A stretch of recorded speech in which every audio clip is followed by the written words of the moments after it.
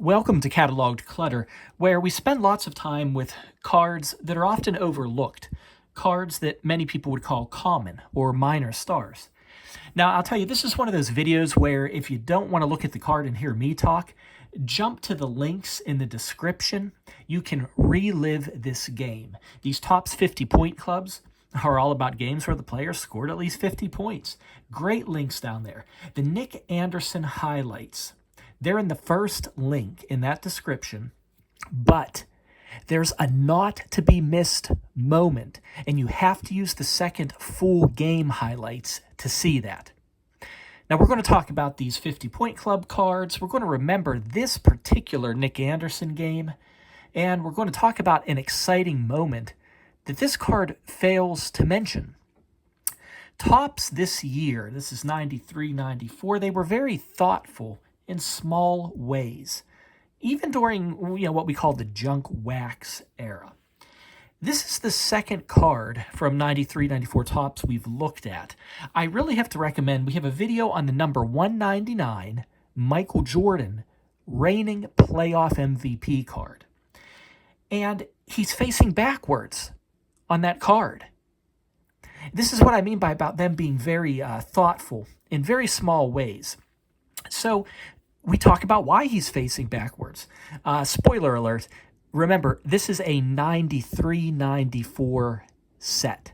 You can figure that one out. Okay, so feel free to search for that video if you're curious. So like that backwards facing photo, again, thoughtful ideas. One of them's on this card. Well, they waited until card number 50 to introduce their 50-point club subset. It's a simple thing, but these details are appreciated. Shows they care. Topps did have a 50-point club subset in their previous 92-93 set. And look, in some ways, it was definitely more successful in 92-93. That year, these cards were grouped together at the start of Series 2. So that was nice. It created a landmark in the set. These early 90s Topps sets, they can feel a bit chaotic because the players aren't grouped by team and alphabetized. They're just scattered throughout the set. So it's nice when you have the subsets that are grouped like that. But this year, 93-94, the 50-point club cards, they're just scattered in Series 1. You have to go looking for them. Then in 92-93, back to that previous year, there were lots of these 50-point club cards. In fact, they were cards number 199 to 215. A lot of them.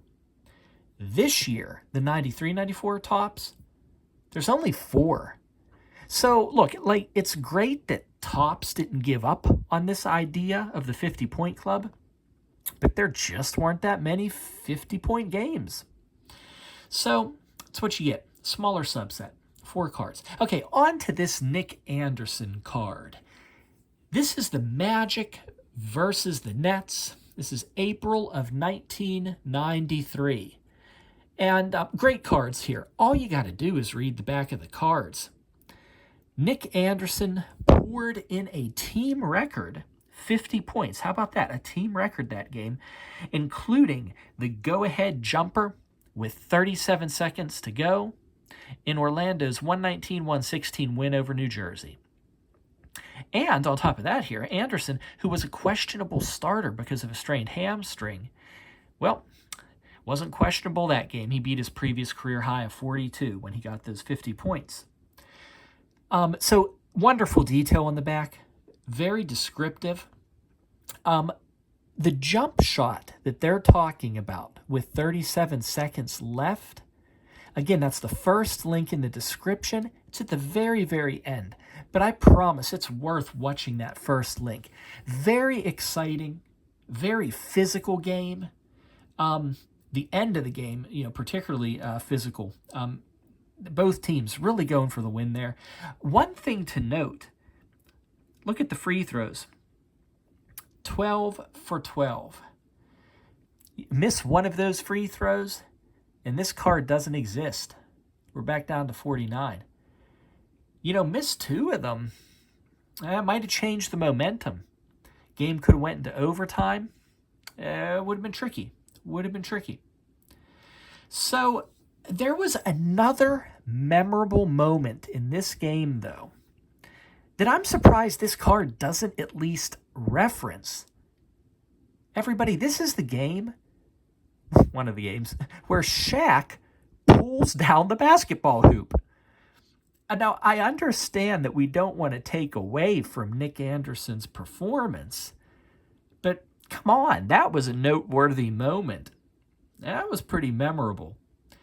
If you want to see that, that's where you have to use the second link in the description. Him pulling down that basketball hoop, if you start at about like 14 and a half minutes, that's about where you want to start. If you just want to watch the whole game, feel free. So, look, this is a really fun card. I am glad I have this in my collection. It's a great game to remember. Really, right there where at least I was growing up. I don't know about some of you there, mid-90s. Fun cards. Hey, subscribe and collect with us. We're spending time enjoying every basketball card we can get our hands on. Just one individual card at a time. Especially common cards, minor stars, that tend to get overlooked. Something a bit different from the usual like big money investing or box breaks. Hey, really appreciate you watching. Bye-bye.